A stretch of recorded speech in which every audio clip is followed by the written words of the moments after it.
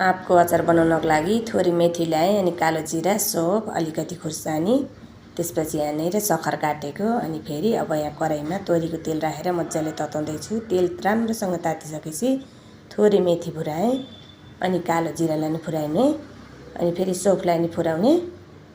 अब यति फुराइसकेपछि अब रातो खुर्सानीलाई पनि राखिदिने, अनि फेरि काटेर राखेको आँपलाई पनि राख्ने, अनि यसलाई राम्रोसँग चलाउने। एकैछिन छोपिदिने।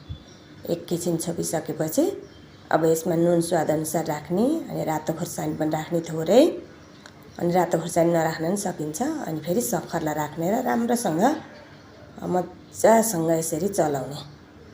अब यस्तो चलाइसकेपछि ट्याक्क लाएर यो सक्खर आफै पग्लिन्छ। यस्तो मजासँग पाक्छ कि यस्तो रातो गराउने बेलासम्म पकाउने, अनि त्यहाँ टक्क परेको खट्टी मिठी आँपको अचार तयार भयो कि। सिजन अनुसार बनाएर खानुपर्छ कि आँपको अचार यसरी मिठो हुन्छ नि त।